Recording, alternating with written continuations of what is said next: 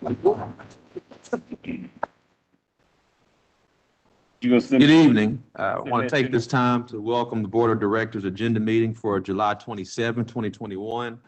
This is our opportunity to review the agenda for our former Board of Directors meeting that will be held on August the 3rd, 2021. Today we have two presentations. The agenda, part of the agenda meeting, then we'll go into the policy meeting, which will discuss the American Rescue Plan Act funding proposal. That will be the agenda for the day. I will now have Melissa Bridges, who will discuss What Works City Silver certification presentation.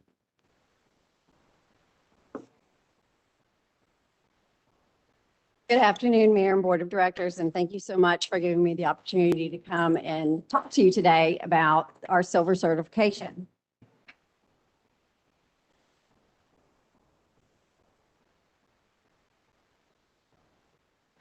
There we go. So What Works Cities is a national organization that is funded from Bloomberg Philanthropies. We've been a part of this organization since the fall of 2015 and actually launched our open data site in 2016 and launched our Citizen Connect site in 2017.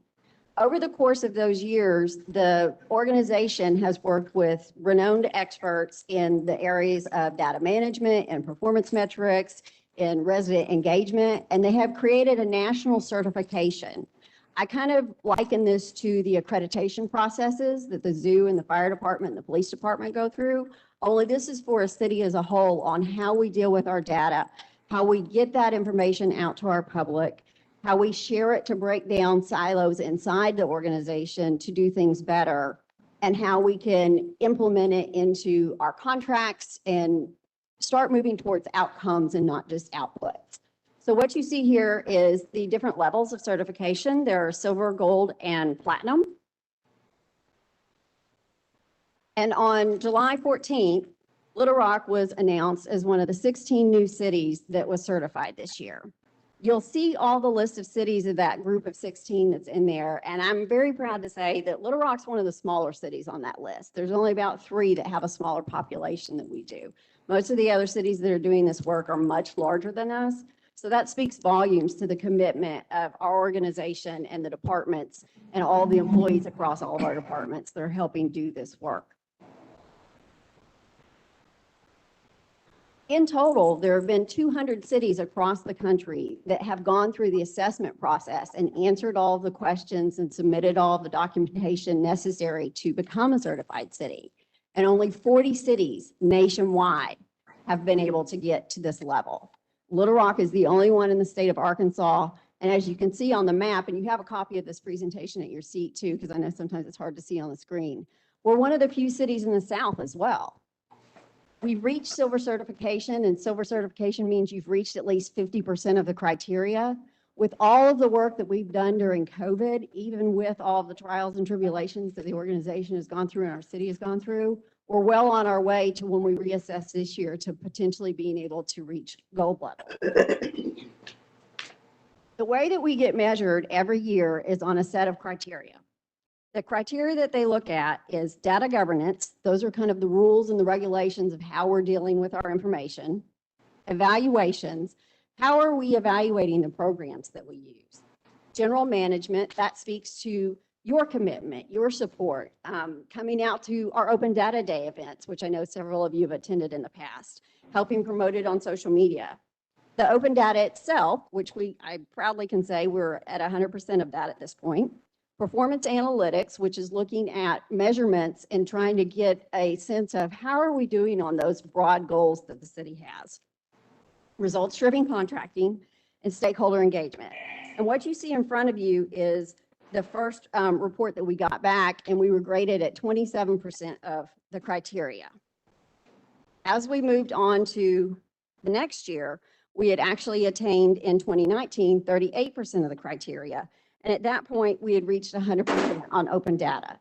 We currently have over 55 data sets on the open data portal.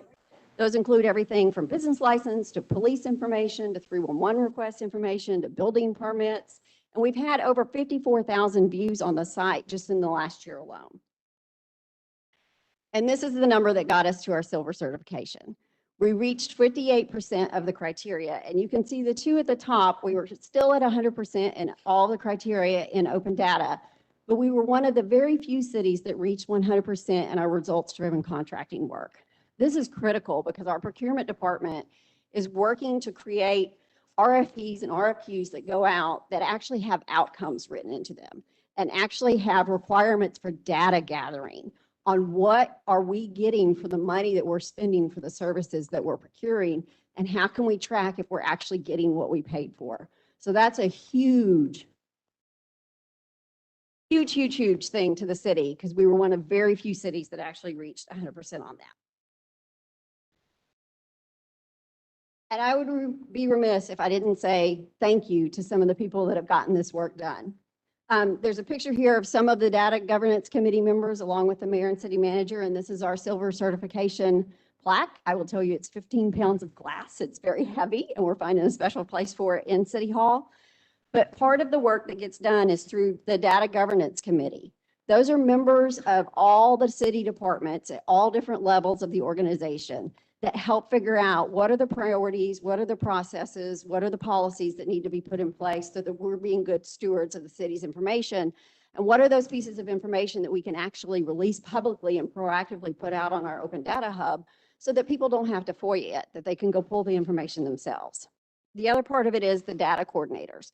They're the ones actually that are in charge of that information and helping it get out the door. And then, of course, Results for America, which is the overall program organization management piece of What Works Cities.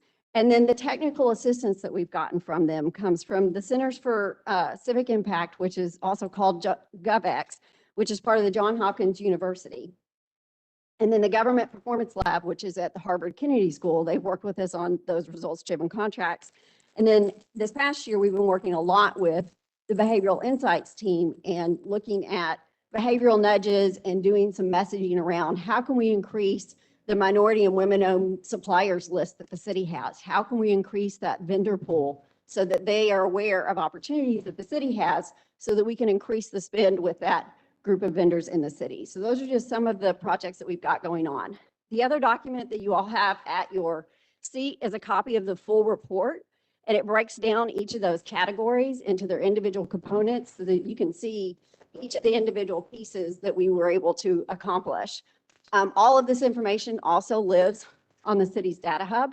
It's data.littlerock.gov, and it's all open for the public to go check out. And there's a news story and some of the national press releases. We've been getting a lot of great national attention for achieving this, and that's why we wanted to come here today and share it with you.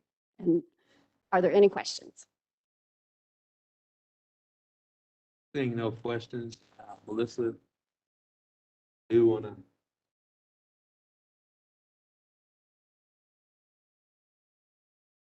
Seeing no questions, Melissa and the entire team, I can't see, which is not necessarily unnormal. If there are members of the data governance team here, Melissa, are they here? I have one member that came today, Ms. Ruby Dean from Housing and Neighborhood Programs. Thank you so much. Well, we want to take time for the members of the data governance team and yourself, Melissa, for your hard work in really shepherding this process, being very inclusive and innovative to get us to this point. And we know there's still more work to do as we continue to build the foundation for a more data-centric City of Little Rock government. So thank you so much, and I want to give you guys a round of applause.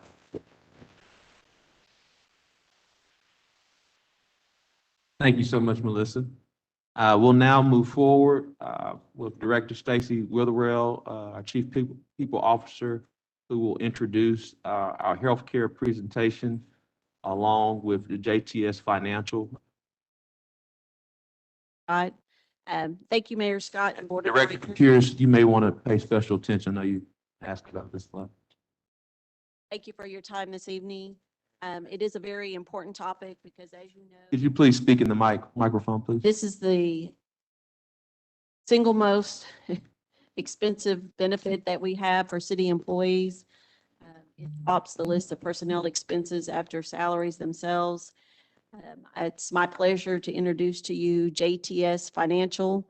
The city went out to bid this year, and JTS Financial was the successful bidder. And in our meetings with them, they have been very helpful, and I think they will be a great partner with the city of Little Rock. In your packets that you should have before you, in addition to the PowerPoint, you'll see a timeline that John Starling will go over in addition to the current claims data as well. So at this time, I'd like to introduce John Starling.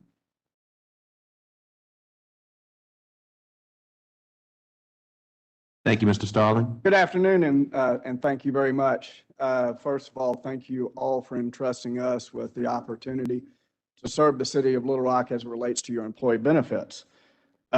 Just a little quick snapshot of our firm. We are based here in Little Rock, Arkansas. I was born and raised in Pine Bluff. We have roughly 100 employees that reside in the state of Arkansas. Our headquarters is in Riverdale. And we have offices in Little Rock, Fayetteville, Russellville, Jonesboro, and then offices in Mississippi, Louisiana, and Oklahoma. We have a total of roughly 170 employees, and we provide all services from hire to retire for a lot of our clients.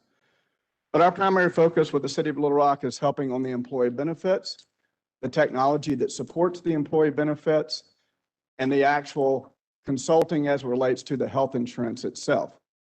To introduce a few of my team members, I've got Charles Angel. He's the Director of Municipal Programs. Got Jennifer Wilson. She is the Director of Self-Funded Accounts. We've got Elizabeth Barger. She is our Director of Account Management. Got Cambria Bush. She is our Bill Reconciliation Specialist assigned to this group. And I've got Sarah Palmiero, who is our Wellness Administrator. So at JTS, we take pride in the fact that we have grown from just being a consultant on health insurance to a consultant on all things employee benefits. What you'll find is, rather than outsourcing most of the services that are provided on employee benefits, we do it in-house. What we've learned is, over time, if we're ultimately responsible for everything that is managed with your employee benefits, I want to be in control of it. So that being said, we build out the benefit admin system in-house.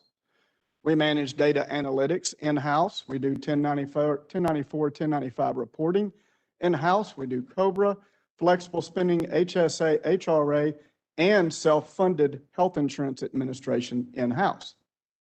All that being said, of all the TPAs, third-party administrators that administer self-funded health insurance, we are not putting our TPA in the mix. We feel that we would be better served if we separated that and used our TPA to really drive down on cost and the fixed cost associated with the self-funded plan. Now, all that being said, we are not the one to determine whether you stay fully insured or move self-funded. That is for y'all to decide. Our job is to simply go through and find all of the facts, all of the expenses, and everything there is to try to drive down the cost and improve the benefits to the employees of the city of Little Rock. So that being said, in this review, you'll see when we started in June, we got our information from United Healthcare.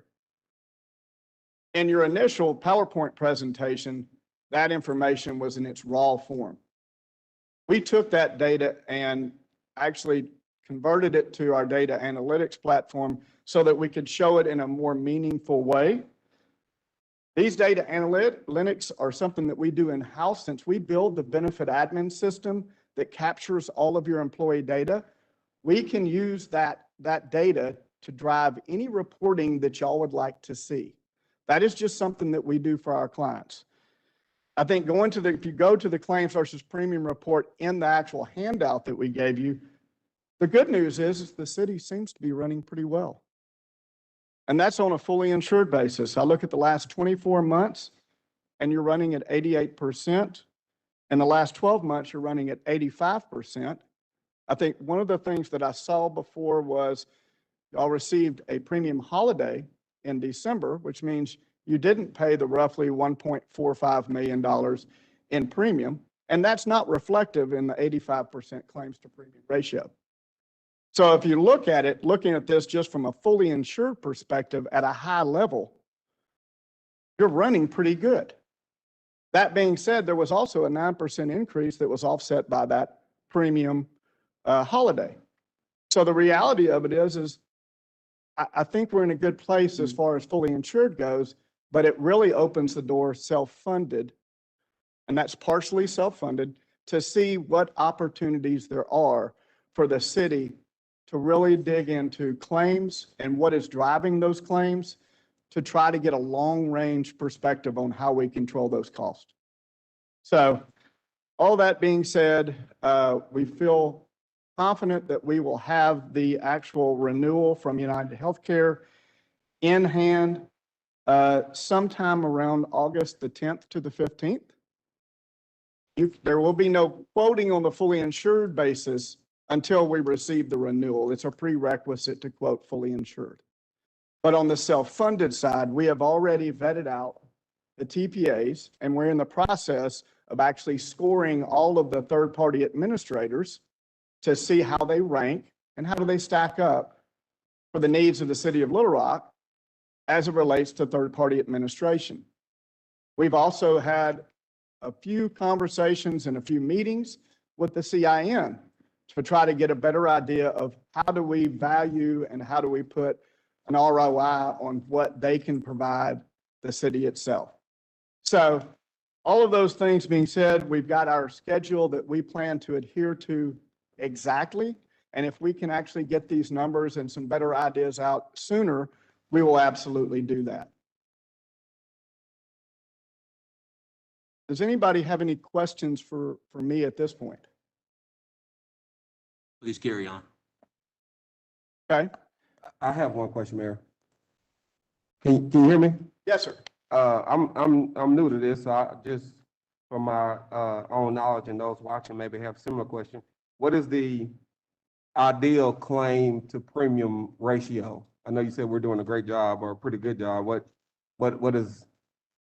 are the metrics that you look at to determine what's a good job and what's not so good? Well, and that's a good question. And I would tell you that obviously if we're running close to 100% or higher than claims to premium, we're in a tough spot. The fact that we're running below claims to premium at a margin of roughly 15 to 17%, that's good. I think one of the things is with the premium holiday being in there, if you take that premium holiday and you back that 1 month of premium out of 12 months, it's roughly 8.5, a little over 8.5%. I think that's the rate increase that y'all received last year. So that being said, even with that premium holiday, we're still running at about 85 to 86%. The carriers themselves look to try to achieve a 1 to 3% margin.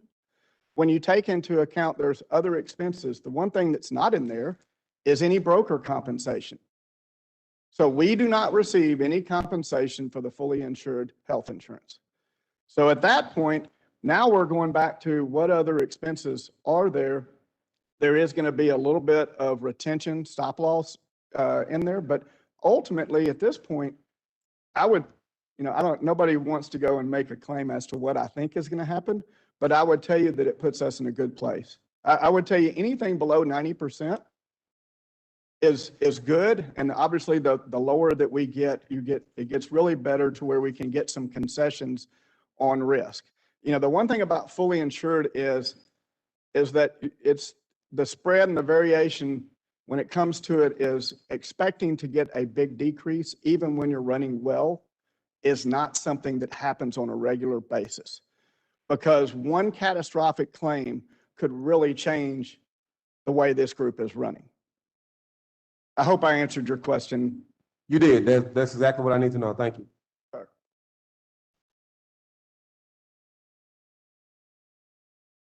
And at this point, what I wanted to do is, I know that y'all have got plenty of things on the agenda. We really wanted to just introduce ourselves and know that our conversations are ongoing on a weekly basis. as we glean more information, we are going to make that information available to Stacy and her team to do whatever we can to try to make this process as smooth as possible. Communication is key. Getting the information out earlier, the sooner we get it out, the better it is so that everybody can make an informed decision. Our final responsibility is to provide y'all with all of the facts and in the most raw sense of what you need to know to make the best decision for your employees. We're going to give you our opinion, but that's all it is. And at any time that you have any questions or you need any other sources of data, we will make that readily available as soon as we can. Director Capers. Could I ask you a few questions, please? Yes, sir. If you go back to your slide that says mid-year review, Yes, sir. on the May 2021, you interviewed 1, 2, 3, 4, 5, 6, 7 networks. What was the purpose of the review? So when we were reviewing the networks, we have very specific questions that we need to ask about how they treat certain situations. So in some case, part of the question is when we look at Arkansas Health Network, Blue Advantage, Cigna, Qual Choice, number one, we want to look at obviously the penetration, the carriers and providers that they have. But more importantly, when we meet with all of the different TPAs, we're doing more than just network. What we're looking at is a TPA going to charge additional fees if we outsource something to somebody else? So if we took the network or case management and outsourced it to CIN rather than Blue Cross, is there an additional fee? Same thing with United as far as case management and the quality controls that they have in place. I think one of the other things is we're looking at it from the standpoint of the actual pharmacy, the PBM, which is a pharmacy benefit manager. We want to know that if we carve the pharmacy out, are they going to charge us additional fees?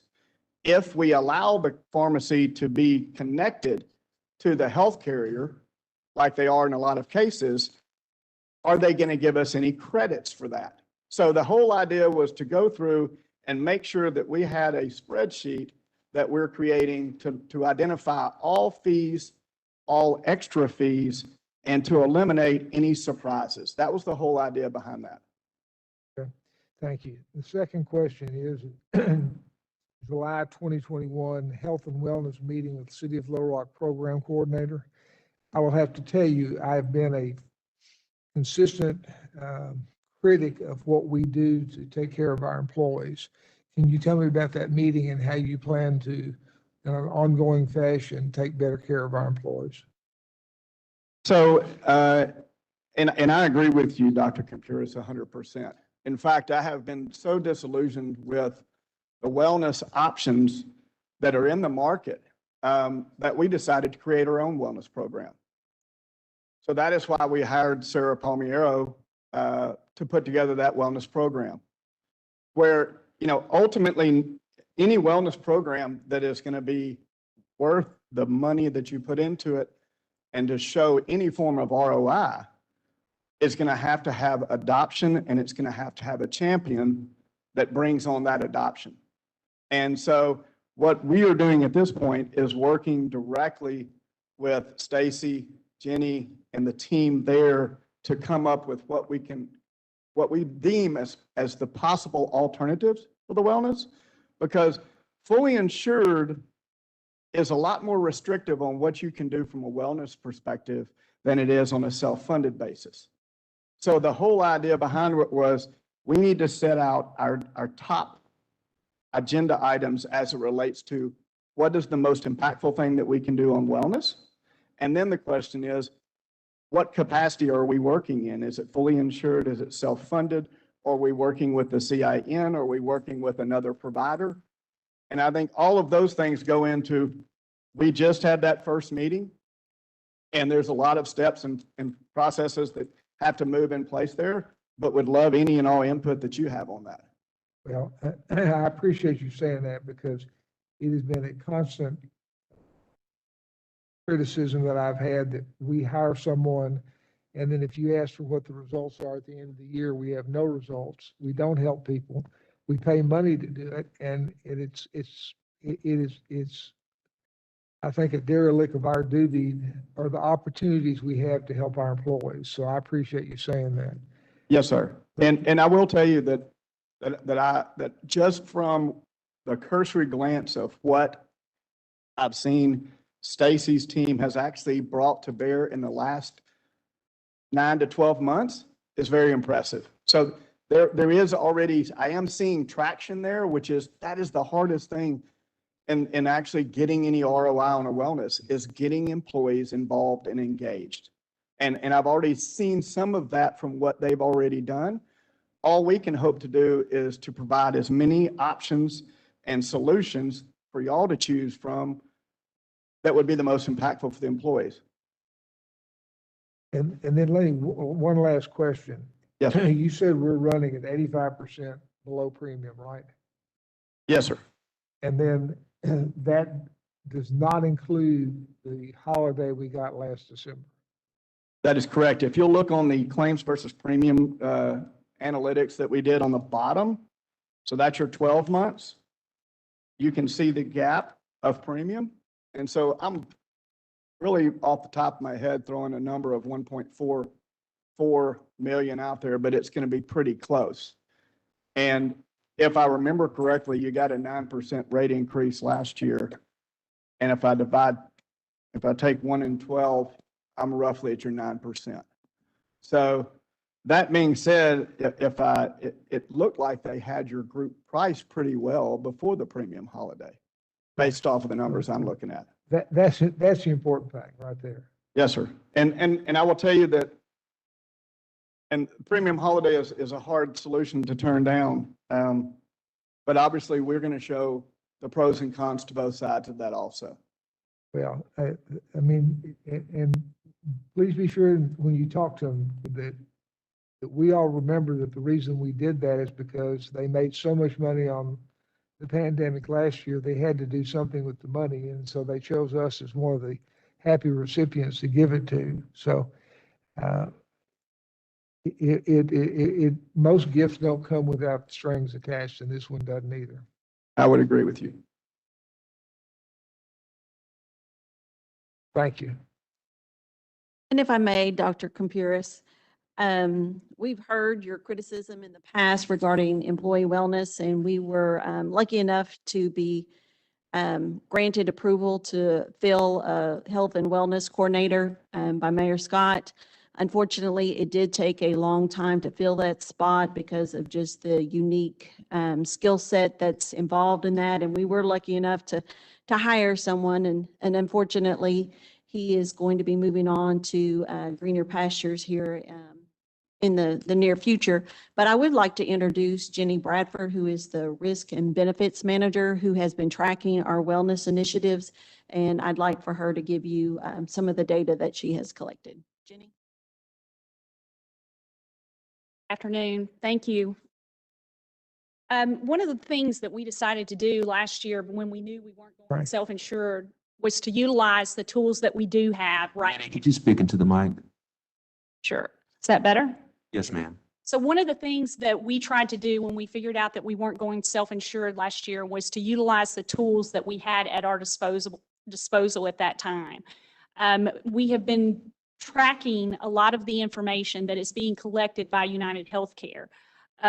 We do know that that stuff has not been measured in the past, and we've been making an effort to do that. But just to give you an idea of, we're not fully kicked off with our wellness program yet, but just to give you an idea of how we've been able to improve upon the engagement with our employees. There is a health survey that we want all of our employees to take. We haven't had a big push for that yet, but so far year to date in 2021, we've had 267 people do that health survey. And all of 2020, we only had 56. In 2019, we had 77.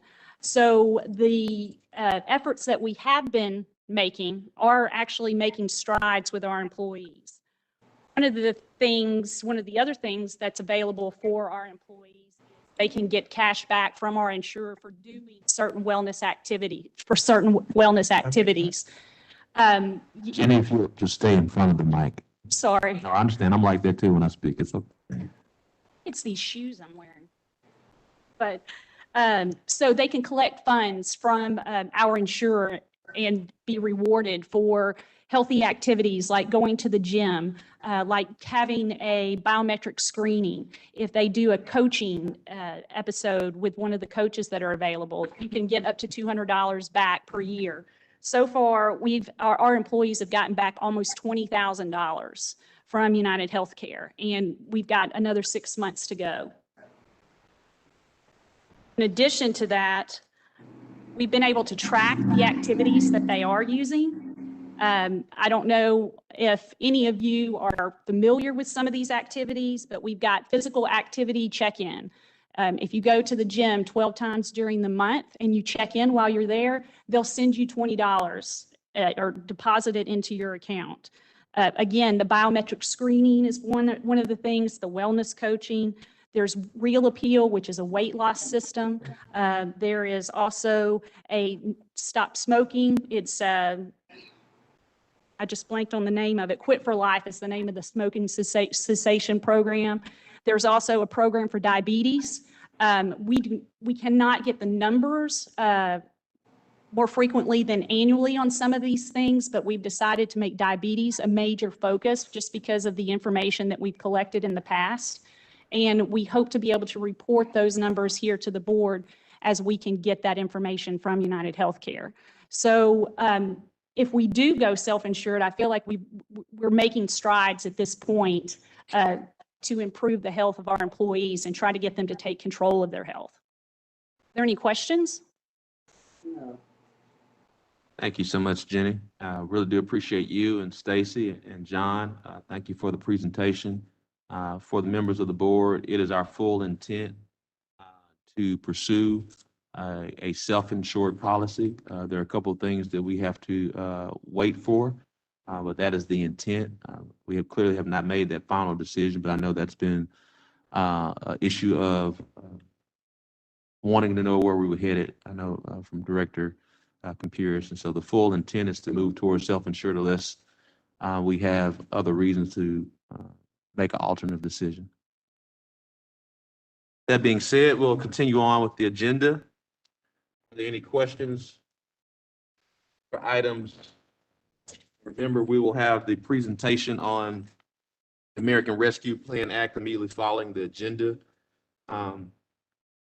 meeting in our policy meeting.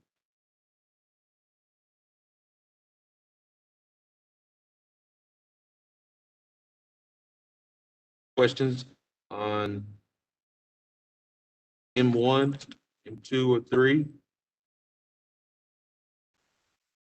Seeing no questions.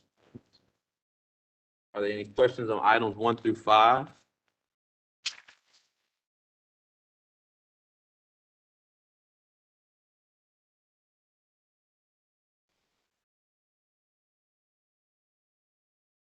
Director Hendricks, are you raising your hand? I really wanted to, where are you right now? We're on 1 through 5. The second page. Okay, with the MacArthur, I'm concerned that, I'm interested also that MacArthur Park is being considered for something when we've been asking for Crump Park. So I don't know what's going on. You know, I don't accept a bunch of stuff and I don't appreciate this, and neither do the constituents of Ward 1. So I know what you all do is going to be, but I wanted to express myself that I'm disappointed that number 4 is doing all of this for Crumps Park. I'm being redundant when we have been asking for, I know 14 years for something to happen in Crumps Park on West 33rd. Of course, I know that that's a black community. You know, I want to express myself. That's the reason why I don't have ulcers. Thank you. I believe Mr. Moore is going to address. Mr. I don't Moore. want to hear. Well, two things. There's a new splash pad that's about to open up in Crump Park, if it's not already open. There was $1 million set aside for Crump Park in the sales tax. Secondly, on this particular item number 4, the majority of that raised, over $400,000, was raised privately by the Mac Park Group. So I think it's important to sort of put that in perspective, that the majority of those dollars were raised privately. That would be good if that had been included in this information here. And as far as that little splash thing that you have at Crumps, that's not impressive at all. Okay, it may be to you, but not to my constituents. Thank you, I'm through with it. Thank you, Director Hendricks. Director Wright. Mayor, Mr. Moore, I want to echo my concern around another park, and that is Rosedale, which is West Central. As you know, the commission, the Parks Commission, has supported the concept of renaming one of the fields after one of our longtime business leaders, Mr. Dixon Flake. And currently, there is, to my knowledge, there is no plan to refurbish any of the ball fields. And every time we look around, there's money spent at MacArthur, but there's never anything at these ball fields, which are very well used. And so I'm asking Mr. Moore, can you work with, or give me some type of plan, or are you trying to allocate any funding for the ball fields, or are you going after grant funds? And because when I ask about different parks, you say, well, that was a grant. Well, that was a grant. So why is there no effort to improve these fields? I think I showed my colleagues some of the dugouts, which still have rusty tin that was installed in the 50s and 60s. And I mean, it really is an embarrassment when you talk about being the capital city in the state to have that at a well-used park like that. Yes, ma'am. We've talked about it numerous times, and know our park staff has worked on conceptual plans. I know you included some of that in your master plan. So it's just a matter of identifying the capital resources. And again, I'll go back to that item. You know, out of $650,000, $450,000 was raised privately. And so we do look for those public-private partnerships all the time. We're honored to rename the field after Mr. Flake, and I saw the Parks Commission took action on that, and that'll be coming forward to the board shortly. But we again try to look at the entire park system. I know there's over probably $200,000 worth of projects just going on at West Central now, or in the past year, to try to do some improvements. Will you give me a list of what those actually were? I'll do that. And also too, I will be coming forward with a public-private partnership. And I hope, since you just said that you look for those, that you will be receptive to it. Y'all heard him, right? Didn't you hear him, Joan? You heard him, Dean? Heard him, Kathy? Okay. Heard him, Lance? So I will be coming forward with that. I heard him too, Director Wright. You did. I forgot you down there. Oh, okay. You so quiet over in the corner. Are you going to remind him, or are you going to stay silent? I'm not afraid to say something, Director Wright. Well, sometimes you don't say what people expect you to say. Yeah. But anyway, just call me like it is. Public-private partnerships, we look for those, and that's what I heard. I got a unique one, and I hope you like it. You know, I'm always on the lookout for money, especially grant money. Thank you. Director Peck. Thank you, Mayor. I'll be very brief. And it's about MacArthur Park. I handed this out, I think, a few weeks ago. And as City Manager Moore said, the vast majority of this money was raised by the Mac Park Group. They've been volunteers for 14 years and have done amazing work at this historic park. And there's something very unique about this, and it's something that the capital city should have and finally will. It's called an unlimited playground. So specifically for kids with disabilities and also for wounded veterans that they can participate with children there. It's truly going to be very unique, and it is a perfect example of what a dedicated group of volunteers can do. And Director Hendricks, I've got information. I'm happy to send to you if you want to know more about it. Thank you. Thank you, Director Peck. Director Hendricks. To Kathy, oh, I wanted to ask Bruce, is any money from the city included with this fundraising money? Yes or no? I don't want to hear that as an excuse, you know what I'm saying? That's what I said. $450,000 was raised privately, and the city is the balance at 200,000. So your answer is that we did donate some money. Is that what you said? I believe I did say that. Yes, ma'am. Yeah, that's what I'm talking. So don't whitewash me with what the money was raised. I don't want to hear it. Thank you, Director I Hendricks. don't drink. Thank you, Director Hendricks. We'll now move forward after items, any question on items 6 and 7? Questions on items 6 and 7?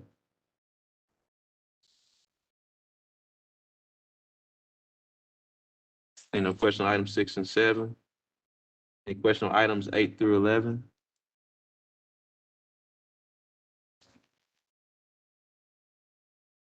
Seeing none, the agenda meeting now. Mayor, sorry.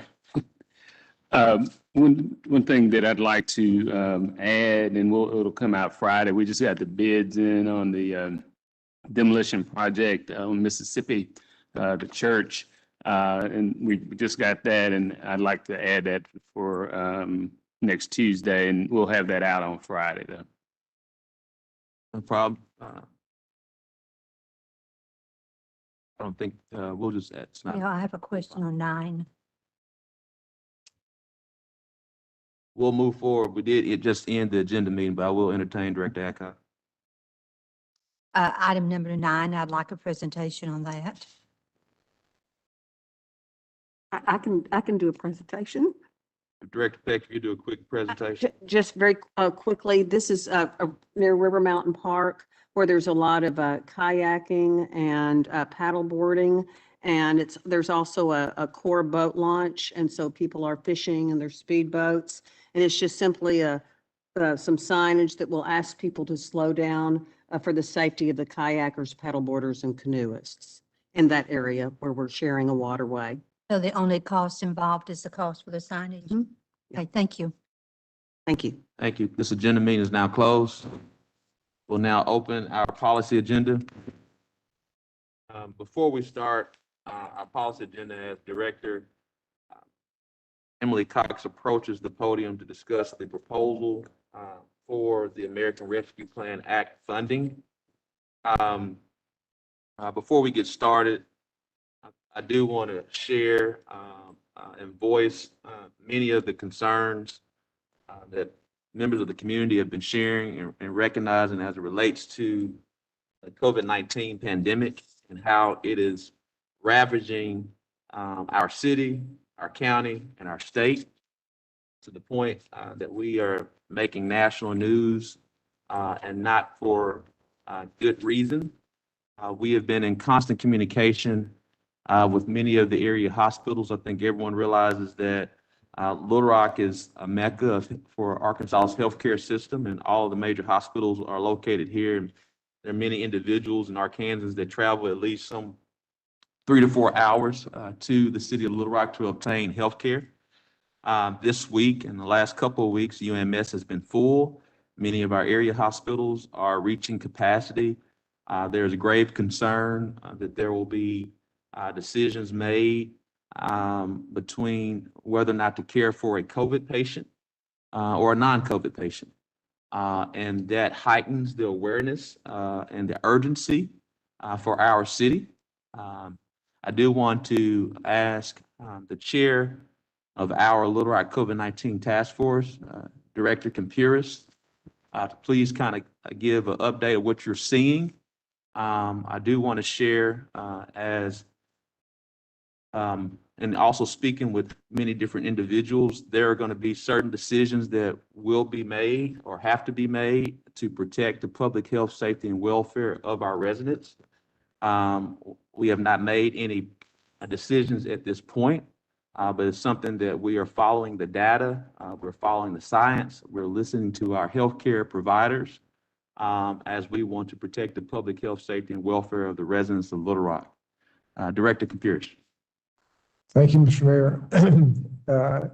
As the mayor said, we right now have more patients in the hospital in Central Arkansas than we did in January and February of last year. The Delta virus is approximately twice as infectious as the Alpha, the original virus. And this is becoming a really critical item. The other fact is that probably 10 to 15% of people who are getting COVID have been vaccinated. Now, luckily, the ones that are in the hospital are immunocompromised, renal transplant people, people with lupus, things like that. But they are also getting infected, and that includes nurses. So each hospital has a significant number of nurses that are out and other personnel. The problem that we had last winter was with PPEs, respirators, and that sort of thing. The problem right now is that we don't have staff to take care of the patients. We are maxed out. And please understand that if, in fact, everybody that was not vaccinated got the vaccine tomorrow, it would be 5 weeks before they were immunized. So if you got the Pfizer vaccine, which is probably the best thing to get, it's 2 weeks after the second shot, so we're talking about 5 weeks from now. And we're getting ready to go through a really bad 5-week period. There's nothing that we can do about it other than be safe, and that's washing your hands, wearing your mask, practice social distancing, and we just have to all work together. The problem is when you talk to MIMS, if I was in a car accident going home, the overwhelming chances are that MIMS would have a hard time getting to me. I would be sitting in one of the emergency rooms of the hospitals in Central Arkansas for an hour or two or a day before I got out to a room because they're so crowded. Our secret weapon the last time was Children's Hospital, but they are absolutely full right now. And they've had 2 COVID deaths. They've got 14 or 15 kids with COVID in the hospital right now. And it is a real crisis situation. So urge people, your friends, relatives, acquaintances, to wear their masks. Don't go out if they don't need to. Certainly don't go into a closed space without a mask on. And we have to really get through the next 5 or 6 weeks some way or another. And we're meeting once or twice a week now to see what we're going to do. So I hate to be the bearer of bad news, but we're in a really hard situation right now, and people are going to die because of it. So I'll be glad to answer any questions either now or later on if anybody would need to share anything else. Oh, I want just one other thing. I want to thank Joan Adcock. Joan is a little bit like a bee that's around your head that's always buzzing that you can't quite catch. And so 2 weeks ago, she had the Mexican consulate do a clinic. This weekend, she's going to do one at the Bud Whetstone Boys Club. She went out Our staff did the signs. We're going to get people over there. I don't know if there'll be 10 people there or 10,000 people there. But if everybody did what Joan does and got a few people there, then we'd be a lot better off. So thank you. Give the times. Thank you, Director Contreras, and thank you, Director Actock. Director Webb. Thank you, Mr. Mayor. I have a question for Director Contreras. I know that Speaker Shepherd and Senate President Hickey were meeting with the governor this afternoon to talk about Act 1002 and some other issues. And I wonder if you, as head of our task force, have gotten a report yet on that meeting.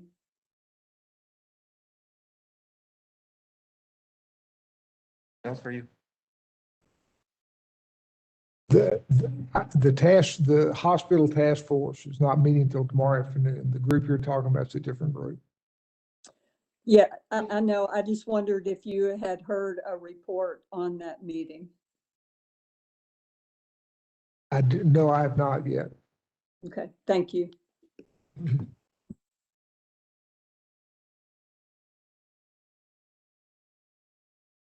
Any more questions I've got in regards to this? Yeah, Director Actock? the vaccine clinic, Saturday is from 1 to 5 at Whitstone Boys and Girls Club. From 3 to 6, there will be a vaccine clinic at the Southwest High School also. So one or the other, please go and get your shots. At the Whitstone, we have been given 3 Xboxes to give away. We've been given 4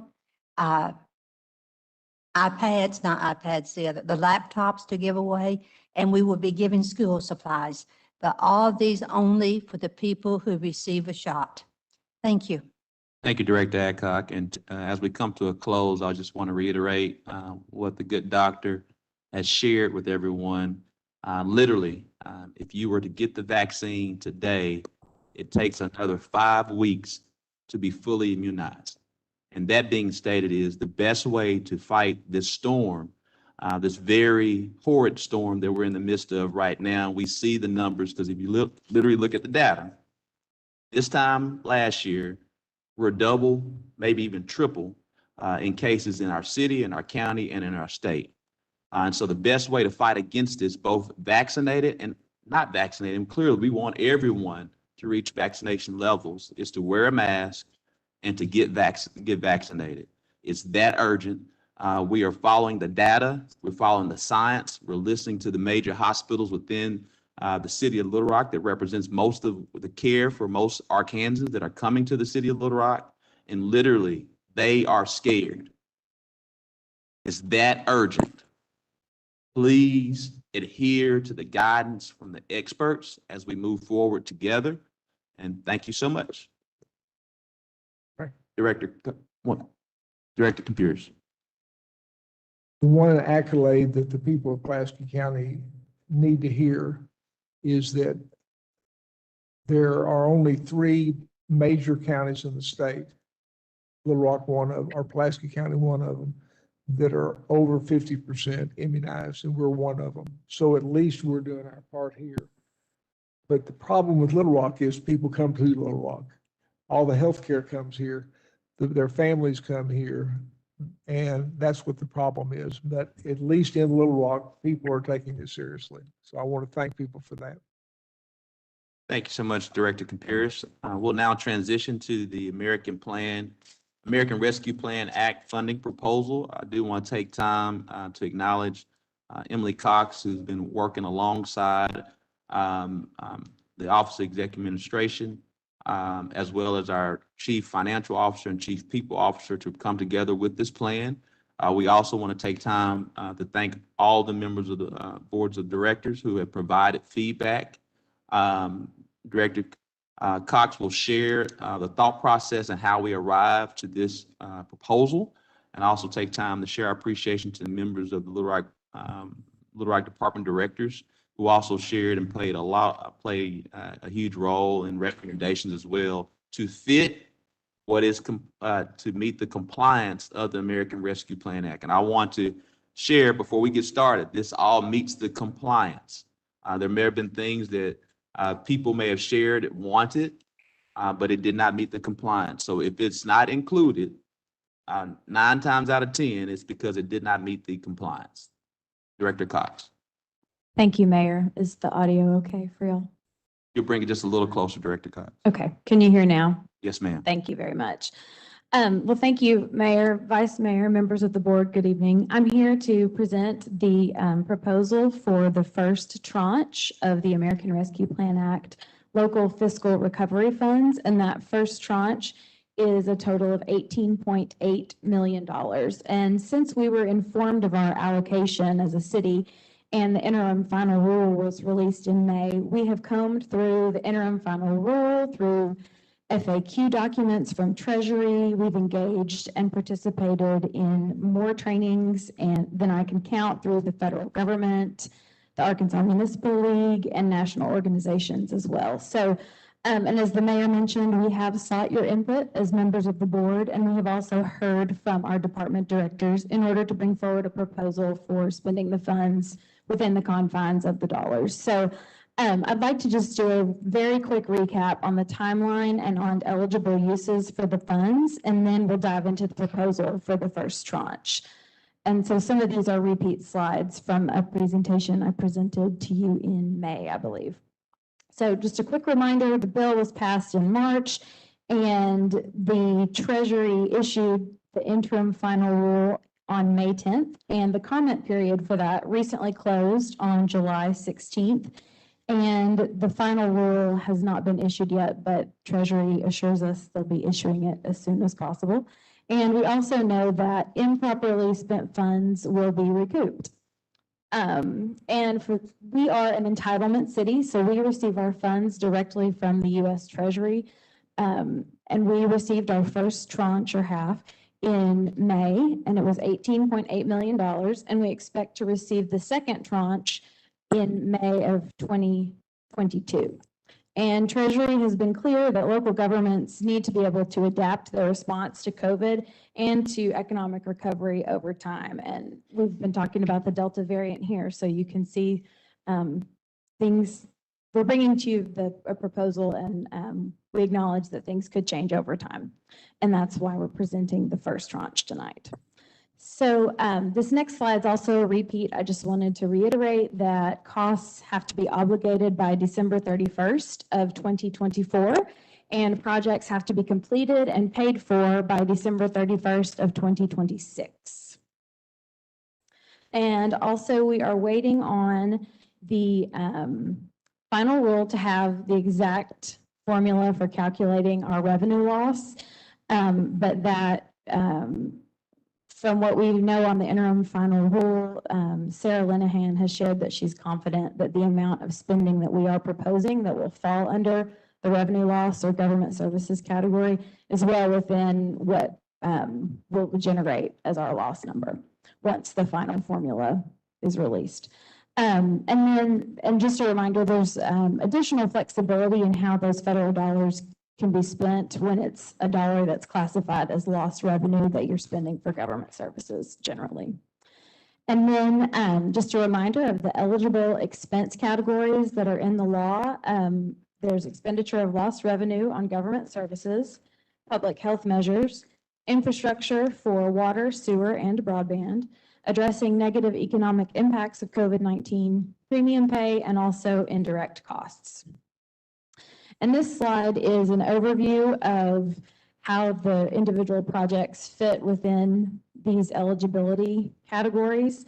And so you see there those different numbers, 6.7 million for government services, 2.3 million for public health measures, infrastructure at 3.7 million, addressing negative economic impact at 1.8 million, premium pay for eligible city employees at 3.2 million, and then our indirect costs are $1 million. So that adds up to the first tranche of $18.8 million. So now we'll dive into each category specifically.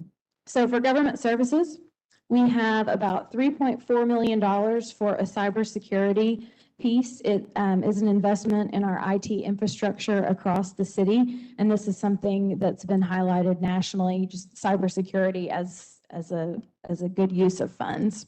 And it's something we need here. We've also included $2.2 million for fire apparatus.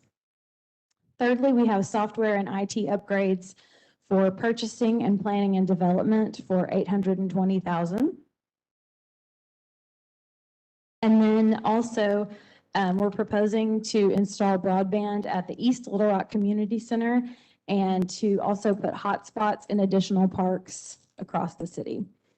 And next, we've got our public health measures. And first, you'll see here $1.5 million for community violence intervention programs, $700,000 to mitigate the impact of and to prevent COVID-19 with vaccine incentives and public communications efforts. And there's an additional $50,000 to address disparities in public health outcomes. And then lastly, funds for equipment for use at public meetings to address operational needs during the pandemic at $100,000.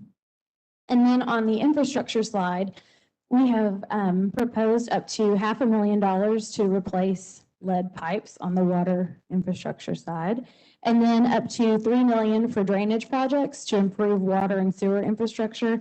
And these projects are ones that are in the queue at Public Works. And by spending these funds on these that are mentioned here, the Swaggerty Branch and Yorkwood drainage projects, will be freeing up that's $3 million of city funds to be available for other projects. And then we have $240,000 to support infrastructure needs around affordable housing sites. And because broadband infrastructure is a standalone item or eligibility category, I wanted to point out that in our government services line, we are making some broadband investments in our own city facilities that I mentioned to you before. And then for the negative economic impacts of COVID-19, we've got proposed $1.5 million for investments in affordable housing and efforts to decrease homelessness, and $250,000 in job training programs for persons impacted by COVID-19, and $60,000 for after-school programming. And then for the premium pay category, we have we propose spending up to $3.2 million for this, and that'd be for premium pay and/or retention bonuses for current eligible city employees. So we're proposing $1,500 for full-time employees who are currently employed with the city and have been since at least July 1st of this year. And then we are proposing for eligible part-time employees $750, and they have to have, those employees will have to have been employed with the city since at least July 1 of this year, and it does not apply to seasonal part-time employees because those positions are ending, and this is retention related. And then also the final category is for indirect costs, and the Rescue Plan Act acknowledges that administering this amount of money has a cost to it, and they are allowing up to 10% of your total amount to be spent on that, and we're proposing 5.3% here, and that would fund some positions through the life of this funding to help implement in the finance and possibly IT areas. And so our intent is, I'd love to hear any questions you have and feedback, and the intent is to prepare a resolution outlining these projects for your consideration next week.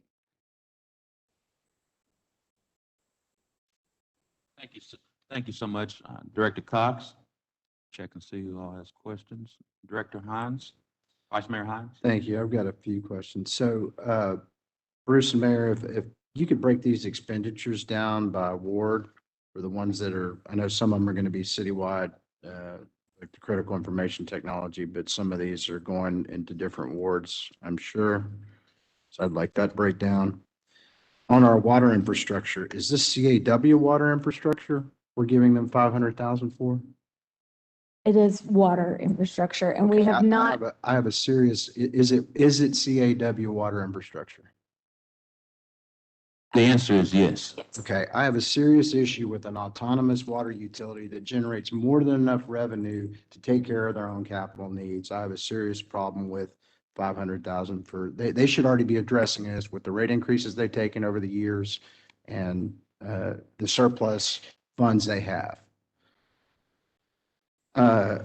I see this as drainage projects and it says sewer. What sewer projects are we giving any funding to Little Rock Water Reclamation for sewer infrastructure since it says sewer infrastructure on here? Sewer infrastructure is how it is, the Rescue Plan Act lists water, sewer, and broadband infrastructure, but drainage projects can qualify. And so we're doing drainage So, projects. so no money too. no money out of this is going to Little Rock Water Reclamation Authority. That is correct. Even bigger reason why CAW shouldn't be getting any of this money. How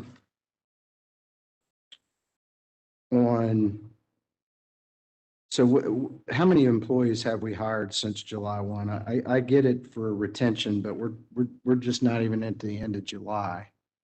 How many folks have we hired and how many folks we're going to pay out? It seems like I get the premium pay for retention, but if we've got folks who didn't stay with us during I just want to know how many folks that is, Bruce or Emily, on the part-time and since we've hired since July 1. I'll get the exact number for you. It's, That's all the questions I have. Thank you. Director Wright? Thank you, Mayor.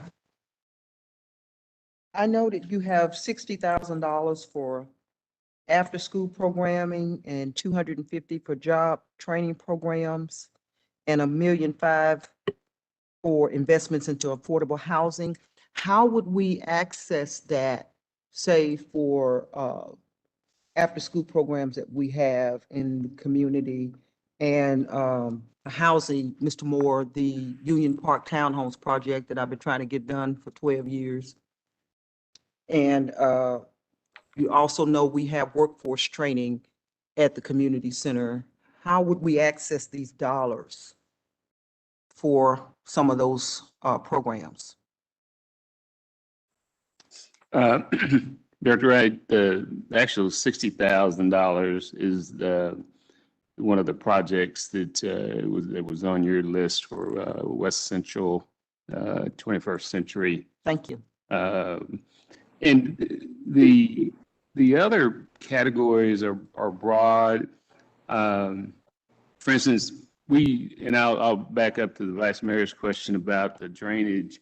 The Swagger Creek and Yorkwood projects have been in the queue for quite some time.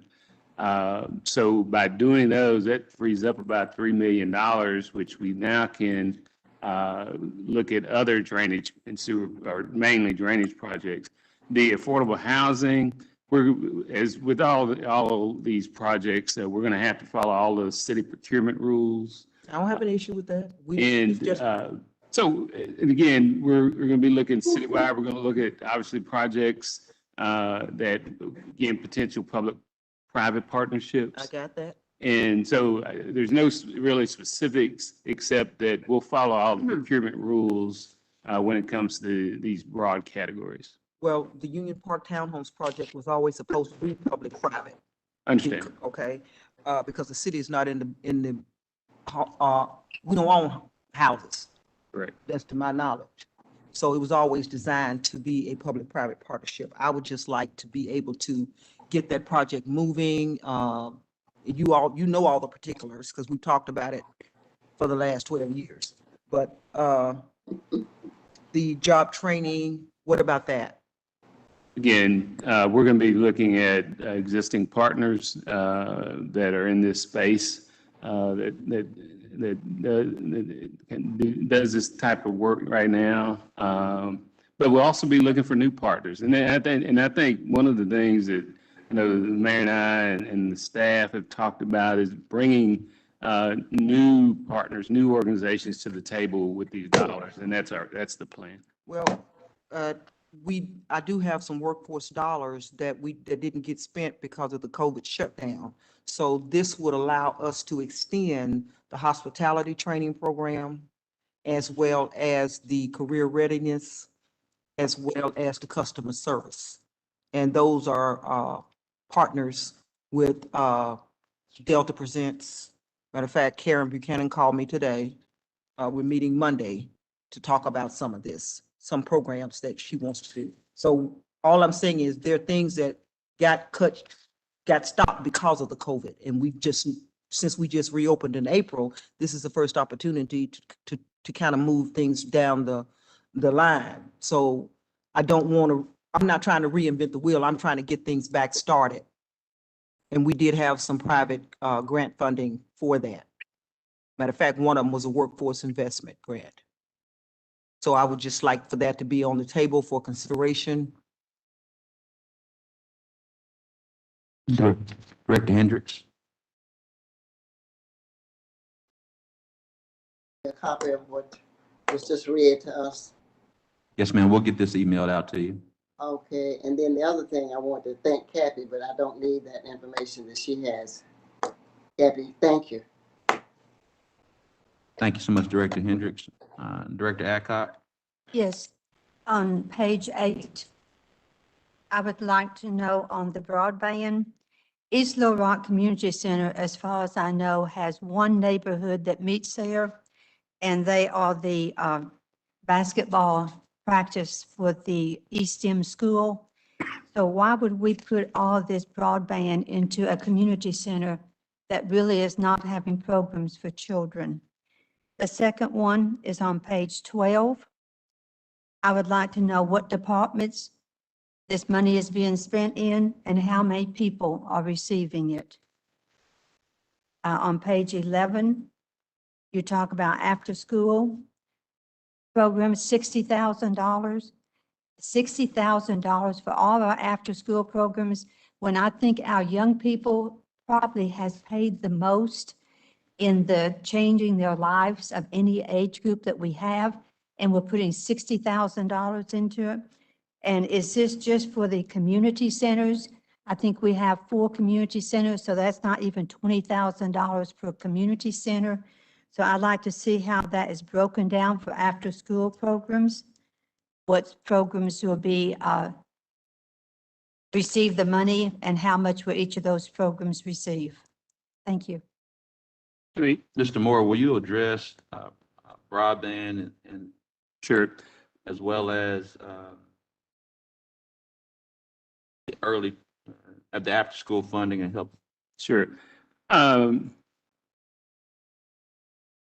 the East Little Rock Center, one of the things we realized during the pandemic is we know that children, school children, and others need access to facilities. And as we started looking at our facilities, even the newer ones, we really were lacking. So we think it's important, as Director Compuris just told us, I mean, we don't know what this is going to look like going forward. The governor yesterday said, I don't know if schools will be closing. So there's a lot of unknowns, and that one of the key categories in the recovery fund is broadband. And when you look at our other community centers, we've been able, through other funding, to get those, for lack of a better term, up to speed. And we wanted to do that one too. And the thought is we want to do more programming at East Little Rock, and this will give us that opportunity. On the after-school programs, remember, we weren't able to utilize all of our, we're going to have a lot of PIT money that we're not able to expend because of the COVID. So I feel pretty comfortable that we're going to have a significant amount of money that we're going to be able to put back out into the community. Again, considering, are we going to be in a shutdown mode for the fall? We just don't know. But I feel very confident that we have adequate amount of dollars to fund after-school programming. So you're going to use the PIT money then in our community centers? Potentially. Okay, I'm like Doris. I have a Southwest Community Center that the kids can't play basketball because the floor is so uneven, and we have been being promised a new floor in there for quite a while. And so I would like for you to look at that, as well as the baseball fields at West Central.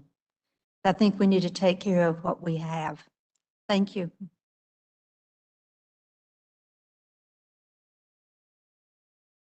Director Peck? Thank you, Mayor. I just have a quick question. On page 8, the proposed 2.2 million for fire apparatus, is that in addition to what is outlined on Resolution 2 of our agenda for the pumper trucks? Yes. Okay, thank you. That will get us in complete order. As we all know, Willie, if you're here, is Willie still here? You give us a brief update just for everyone to wear. You don't mind?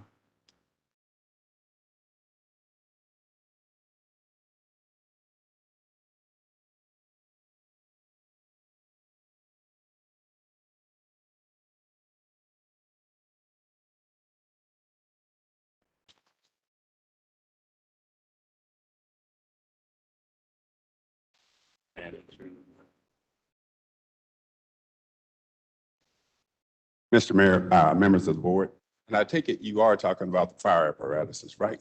Yes. All right.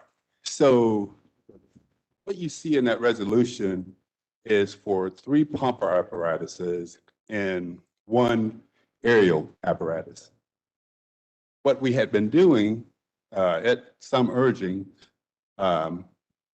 is trying to find some apparatuses that was rebuilt that we could actually buy that's close to the specs that we would buy in the first place.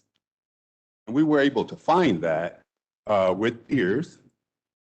So those 3 pumpers are already available. Once you approve this, we will be able to have those pumpers delivered and in service within 60 to 90 days. So that we don't have to wait, 6 to 12 months for them to be produced, so that we can get those in service right away. The aerial truck also is already on the line being built. It's very close to the specs that we would have in the first place. That truck is coming offline in December. So then we won't be waiting 9 to 12 months for that truck to be built. So that's where we are. And all that came about because Chief Hubbard finally said, Willie, we've got to do something because we have those 2 trucks that was wrecked, the 2 pumpers that was wrecked, changed everything. So we had to actually move and find some apparatus to get in service to get these old reserve units off the front line.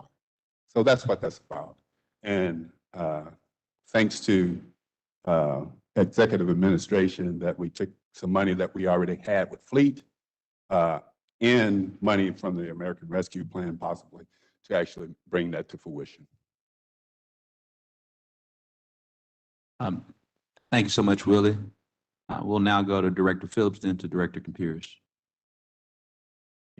Oh, go ahead. All right. I had a few questions, Mayor, so thank you. One, as it relates to the fire apparatuses that Mr. Hinton just talked about, my understanding that is an immediate need, and if I understood Director Cox correctly, all these allocations are going to be in one resolution for us to vote up or down. Did I understand that correctly?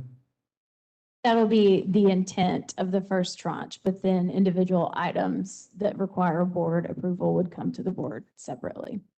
And I guess my question or concern, I see the city manager ready to respond, is as it relates to the fire apparatus, can we do that separately to make sure that get approved? Because I'm hearing concern from my colleagues about other things, and if we need fire trucks on the street, I don't want that to be held up by us debating other issues. Can that happen, Mr. City Manager?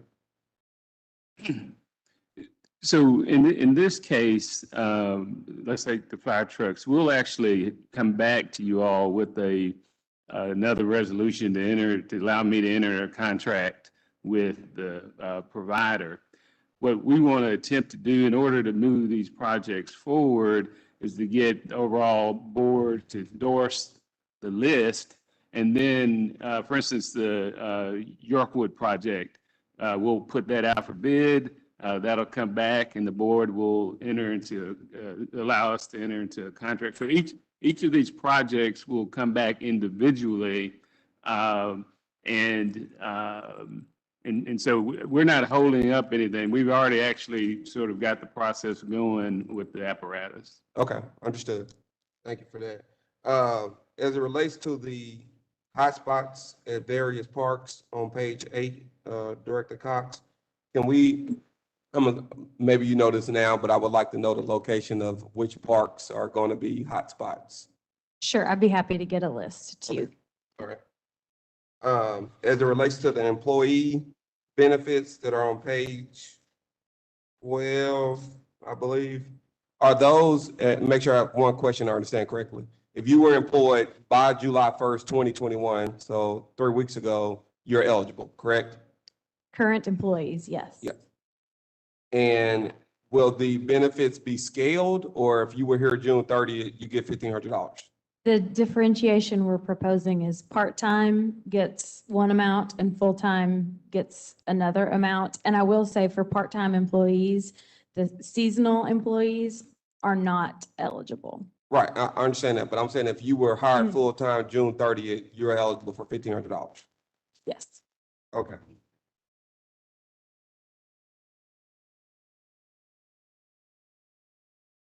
And the reason why I bring that up, and I'm eavesdropping, but I think Director Peck kind of understands where I'm going. If you were here all through 2020, 2021, and someone who just showed up June 30th, to me, that seems to be a little inequitable. So I asked the staff to consider that. As it relates to the 1.5 million for the violence prevention program, excuse me for not talking into the mic. The city manager, how will those dollars be dispersed? Will they go through community programming, or how do we expect people to access those dollars to help us with the violence issue? The mayor and I have talked a lot about that, and a lot of the discussions have been around doing something different.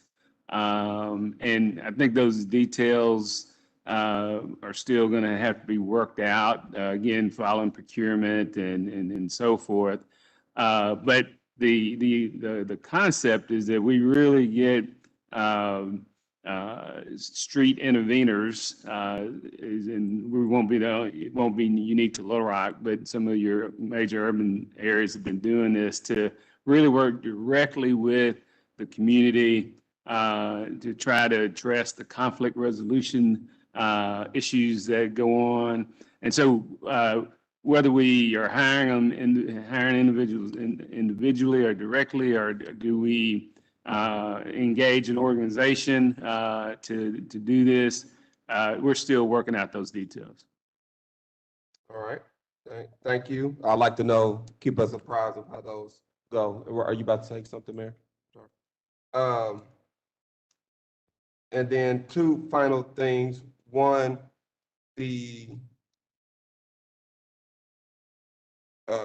can't find it.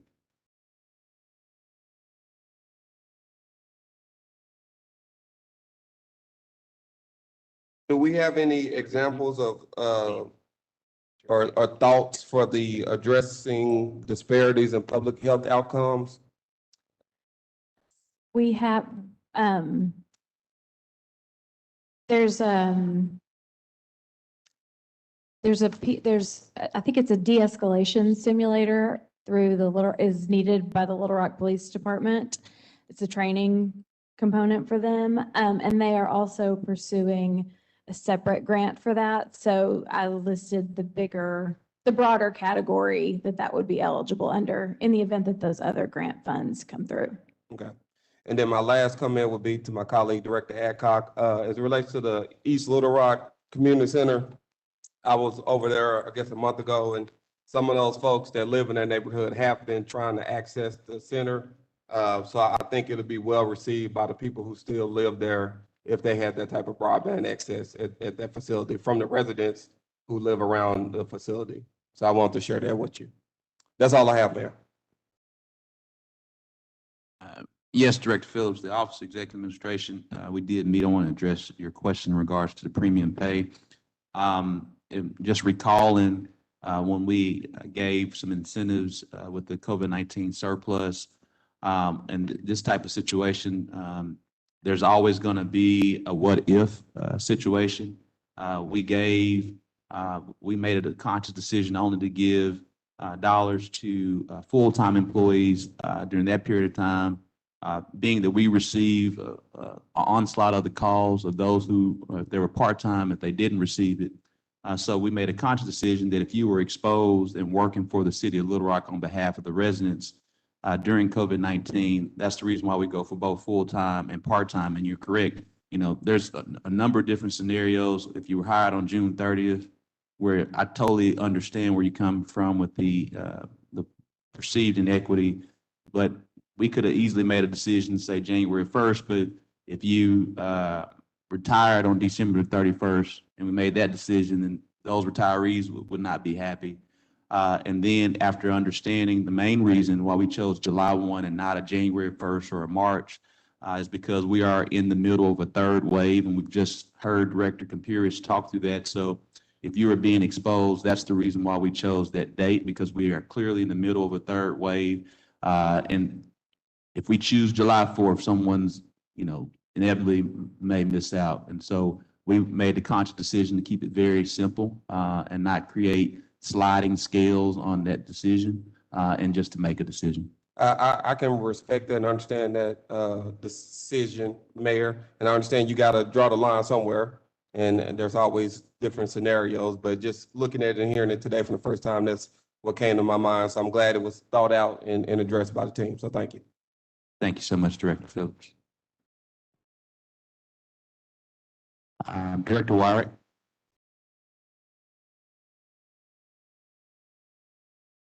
Can you hear me? I was not muted, or I was muted. This 821,000 that was identified as purchasing, planning, and development.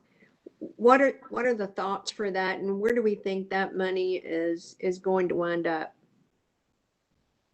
Yes, I don't see Director Collins here. Oh, there you are, Director Collins. If you'll come explain how that will help us with our residents and businesses. Thank you.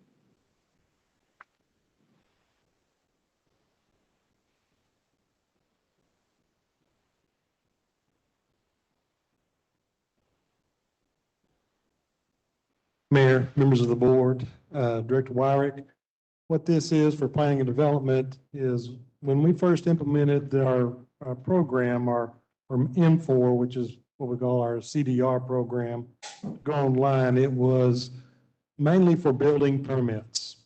And we had a choice to do that and implement it, but we didn't have the funds to really implement other aspects of the program. Whenever we hired some consultants to review our program, the city did, that went through our processes. One of the recommendations is to fully implement the program that we had purchased. And there were other modules that was part of that that we did not implement due to just funding. And we also met with and heard from contractors in the field on just how they access the program, how they were able to interact with the program. And so we took all those comments and we requested funding from executive administration to implement those. And as I understand it, and Director Lanahan will have to address some of those on the finance side, but we partnered and went and got a third party to come in and provide a quote to enhance those services. For our portion of it, it was a team of 2 consultants. One was Selectron that really implemented more of the contractor base to allow a contractor to not only get online, but also get online with texting, with calling in, because that was one of the complaints, was they wanted to be able to call in and voice control their permitting inspection process and also text it. So that'll be part of it. And then also just notifications that they received not only from their project, but also all the sub-consultants or their subcontractors through there. So they call it really the initial or parent permit and the secondary permits, which was called children permits. It allows a general contractor to see what is the status of all those permits as it relates to their project as a whole, whereas of currently right now, it is only with each individual permit. For the other portion of it, it allows us to put in all of our other permits online, like our grading permits, subdivision application, rezoning applications. Even though we are electronic, we receive those email now to us, and then we still have to go through and move them all into a folder system. This implementation will put several online for us and give us the ability to put more permits online that will help automate this process. We're hoping to get about 60 to 70% more of our process automated in this aspect of it, of creating the file system and structures that will actually free up time for our staff to do other things that would hopefully decrease our processing time of applications through planning and development. Okay, so it's basically permits, applications, and those kinds of things. You had talked to me several months ago about a program that dealt with drainage, floodways, those kinds of things. And I was curious to know if this was going to be a part of that program that you needed. It will be part of the program for, as it relates to that application process. I believe some of the things that you and I spoke of was also a update of our stormwater and drainage manual. Yes. That RFQ is in the process right now. We are going through to create the selection committee to review those. And once that committee is sent over to executive administration for approval, we will go out to bid with that. We're hoping to get about mid-August to late August would be the close of that RFQ. Okay, so this could be a part of that as well. Okay, that's what I was really curious about. So thank you for the detailed information. I had a question about the 3 million for water and sewage. And I noted that Yorkwood was involved in that. We had a project from the sales tax that was $400,000 allocated to Yorkwood. And I was curious to know if Yorkwood was only going to get 400,000, or are we doing a more comprehensive plan to take care of the drainage problem with that creek that runs through Yorkwood and creates such havoc? Director Wire, this would project about $1 million for Yorkwood.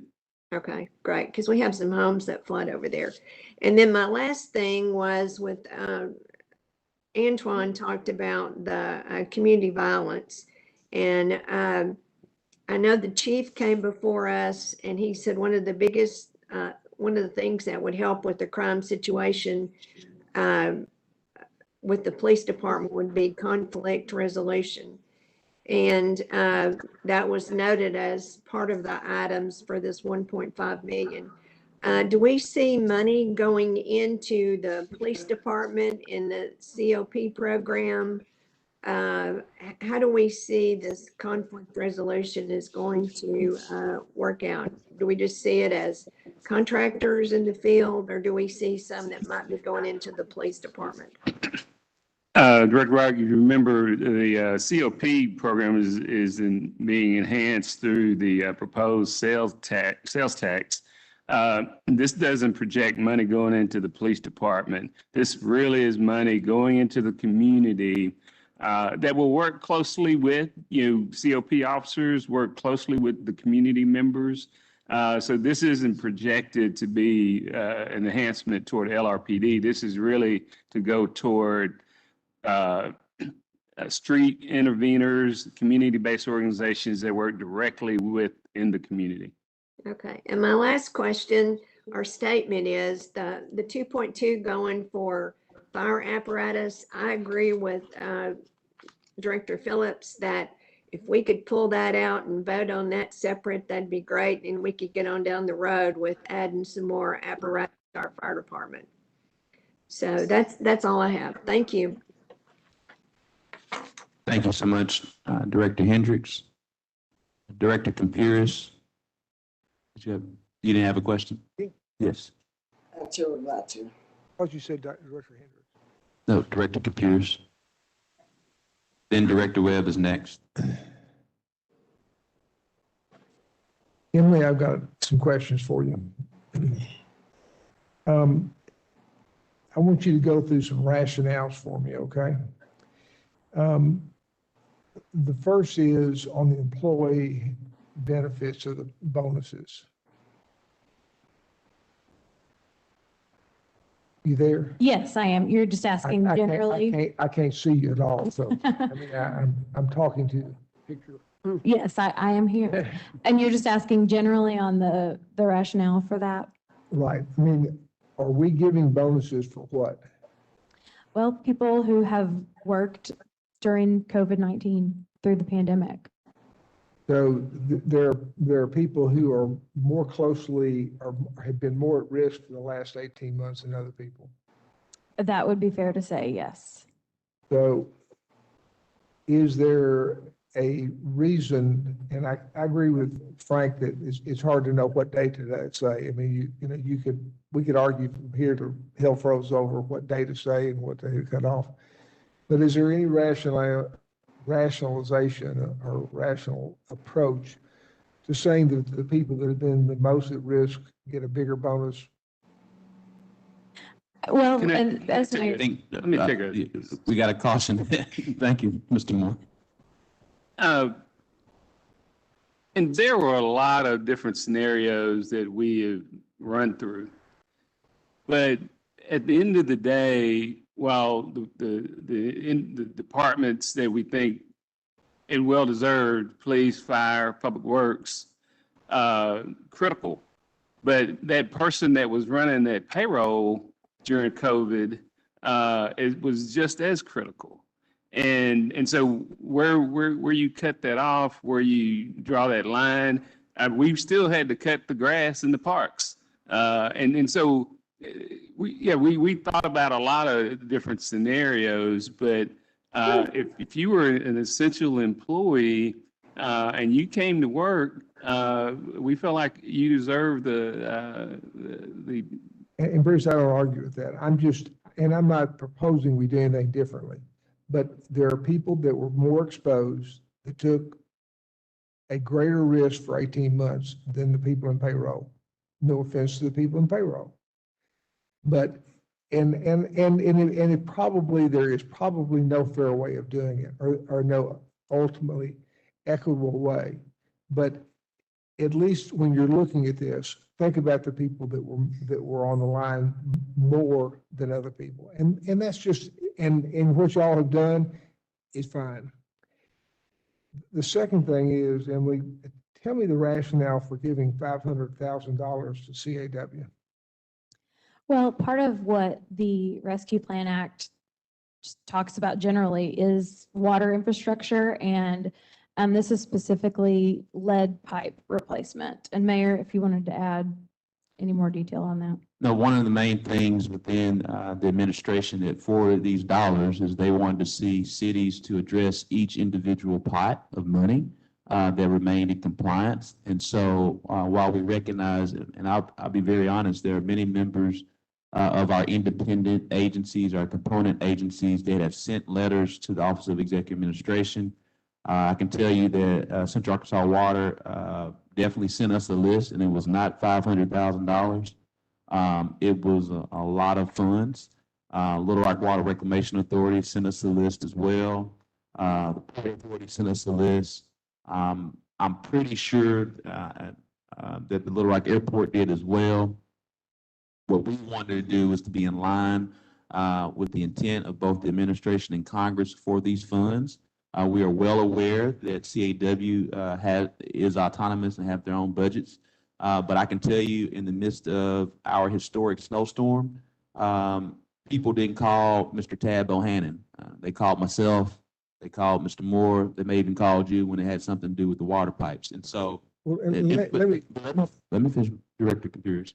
The point is, we wanted to make sure that we utilize this first tranche of money, that it hit all cylinders of the advancement and the compliance of those dollars. And so we chose the 500,000 to do lead water pipes. Okay, well, here is, and you brought up exactly my thought. The airport we take care of. The port we take care of. Water reclamation we take care of. This is a city function.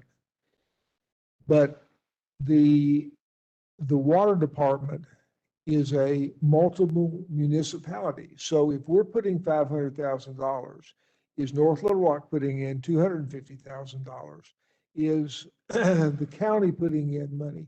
Because it's kind of like, at least in my church, you can designate money in a yearly thing to say, I want this project, but it really goes into the big pot and you just shift it around. You may feel like it's going there, but it looks to me like that it is something that the other three things you named, and those are exactly what I was going to name, are entities that are ours. But Central Arkansas Water has got lots of people that are in this deal, and it looks to me like that is not a good place for us to put our money. Now that's, again, y'all are in charge and we'll vote on it. But that's, my thought is that they have lots of partners. And what I'd like to know is, have any of those other partners put a penny out of their money to do anything? So that's something we can check into. The last thing is, Bruce, if Antoine and BJ think we need to get fire apparatus on the street, then the $1.5 million we need to figure out very quickly. And I would like y'all to consider bringing multiple ideas back to us and let us discuss them with y'all. And as a group, come to a common understanding on how we're going to do this. We have an issue. We need to address it. We've got people on this board that have lots of understanding these issues, Doris, Ken, and things like that. But rather than y'all figuring out something and bringing it back to us, I would love for y'all to consider this time bringing back general thoughts and letting us all consider it as a board.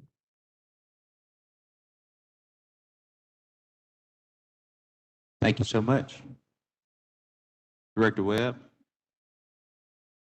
Thank you, Mr. Mayor. I have several questions and a couple of comments, and I agree 100% with what Director Kapuras just said about letting the board come back and as a group having an additional discussion. It's also my understanding PAW has no lead pipes. So I'll just put that out there. I would, Director Webb, and that may be true, but Director Bohannon sent that in the request to us in writing. I And I know you are on the board, but I just want to make sure we responded to what we received. And I appreciate that. And I have, I believe that it is correct that they have no known lead pipes. I'll leave it at that and go on to a different question. On the violence question, and although others have asked about this, two of the concerns that I have, and this is why I think we have to have more discussion on this, domestic violence. I don't know if there are any plans to address that, but it is a spiraling issue and a huge concern. So that's one issue. And then we're talking about conflict resolution, but we're not talking about SEL. And we've had even multiple studies that have come out in the last few months that show how important SEL is, and that's getting children at a younger age with social and emotional learning. And so I don't want to forget SEL. That's something that's proven over something that we would hope might work. What's the plan on that money for homelessness? I don't know if that's Director, Dr. Cox or, no, that'll be Mr. Dr. Cox No, that'll be Mr. Moore. Director Webb, one of the things that we have learned is that the city has done a good job of managing homelessness from a fiscal standpoint, but not solving it. And the way you solve it is you got to put people in homes. And I think DePaul and Jericho Way have done an excellent job of that. And again, this is a category that, you know, I don't know if we're going to contract with an agency to help build homes like a Jericho Way, but that's sort of the overall concept. Is again, going back to really beginning to solve it, is you've got to get people in houses. okay, I mean, thank you, Manager Moore, and I subscribe to the idea of housing first and appreciate that. And as you know, I'm on the board of DePaul USA, but I can't just vote on general ideas without having specific things. My last question is, I know that there are also a lot of grant dollars that are included in this relief plan. Because for my other job, I spend time looking at the plan, looking at the grant dollars that are available and studying as well. I know one of the things early on that we talked about and read about was the possibility of going in with some of the other nearby entities. And I think I asked at one point about, did we consider writing a grant or proposals with somebody like Pulaski County? And I wonder if we are still going to pursue grants that are available through ARPA, or what's the plan on that? Thank you. And I do appreciate the work that Emily and others have done on this.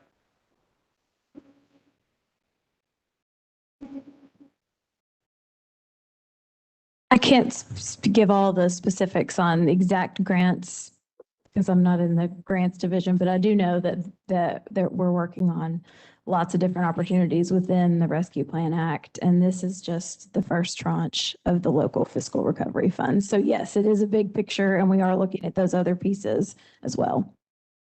And Director Webb just reviewed something, and stand corrected. Do apologize. We looked at something differently. You are right about the lead pipes. The funds originally was for pipe replacement, not necessarily lead pipes and pipe repair. So just want to make sure you know that we stand corrected, and you are correct. Director Webb.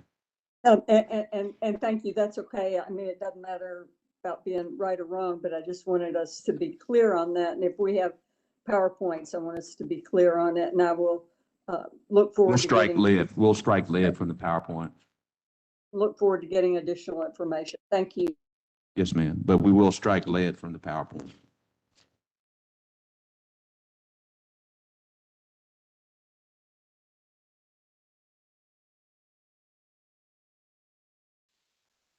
Mayor, I had my hand And up. and also just to kind of, and I'll come to you, Director, right here shortly. The $500,000 is for aging galvanized pipe that needs to be replaced. And so that's what it's for, not lead pipes. Just want to make sure I correct that. Director Wright. Thank you, Mayor. I appreciate some of my colleagues' comment about the violence and Mr. Moore's comment about trying to do something different.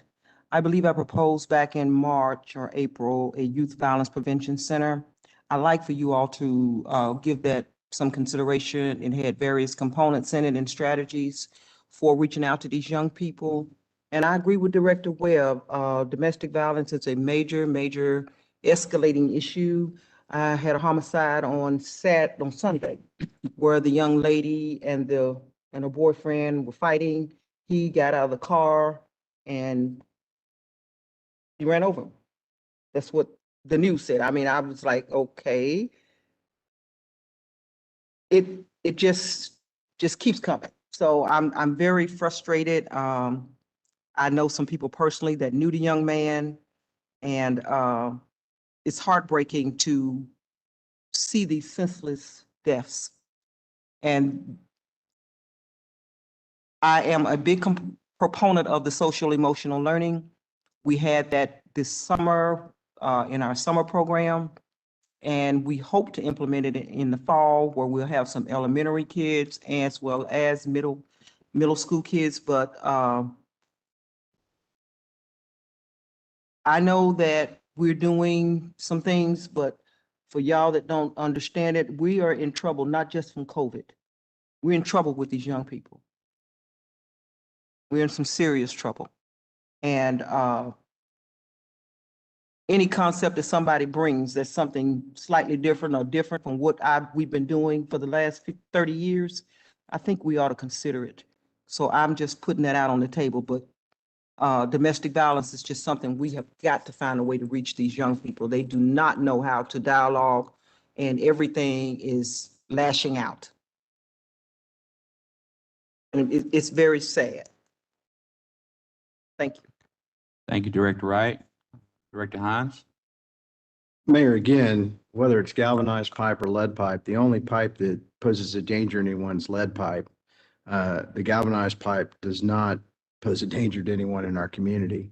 So my ask is that we either remove that 500,000 or we split it and give half to CAW and half to water reclamation, as they both have needs. And it seems that CAW does not have to come to this board for any rate increase. It requires us and North Little Rock to say no, which has never happened since we've created CAW. Our Water Reclamation Authority has to come to us for a rate increase, which they have not done in several years, trying to commit with a consent administrative order. I don't, it says sewer, but we're not giving any money to the sewer department. It just doesn't, as Director Richardson would say, I'm getting a little cognitive dissonance here, and I get it that it's your administration's proposal, but this board gets to vote on it. And I mean, I'm going to be this is something that I'm going to be a hard no on unless either the money's taken out or that 500,000 split between those two entities.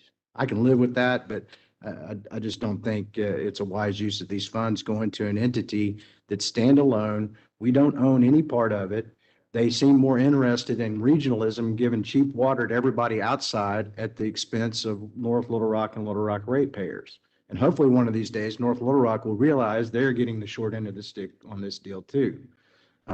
It's the amount of headcount they've grown over there, when I know that our entities have reduced headcount, had layoffs, and work within their means, when all CAW does is take a rate increase when they want more money. They expand capacity when they don't need it so they can continue to sell surplus water. We had this issue over the years, and I just have a serious objection to giving them any money out of these ARPA funds. Thank you. Director Hines, we appreciate your passion. And we will take that under consideration and make a decision that'll come before the board. Any more questions? Let's see, any more?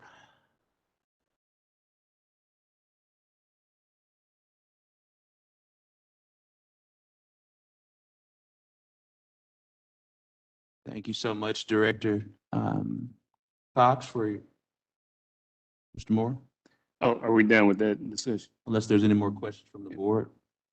I just want to take this opportunity to thank Dr. Smothers and his outstanding staff for the use of Harris Auditorium. As the board knows, we'll be at the Center University Park starting next Tuesday, but I did want to thank Dr. Smothers and his team. And I also want to take an opportunity, as you all can tell, because we've been doing this a while, is logistically not easy. So I really want to take a time out to thank the information technology staff, thank LRTV, and also thank Ashley. They've done an excellent job, and Allie. Thank you, Mayor. Again, just want to take this time in this policy discussion to share the appreciation to Emily and Stacy Witherell, Sarah Linehan, Bruce, and Kendra and Charles, and the entire team, and Amanda Jones as well on our grants team, and helping to come together. It's no easy feat to literally just go through the compliance on this to make sure that we are in compliance and we're within the law on how we make these decisions. It's for a proposal that comes before this city board for ultimate vote. We will take everything today under advisement. Hence the reason why we wanted to have a discussion about it. And we'll take that under advisement and we'll make decisions and move forward accordingly. Again, before we leave, everyone please continue to understand the urgency of the next 5 weeks and the emergency of it. And please wear a mask as well as get vaccinated if you have not been vaccinated. Thank you so much and have a blessed day.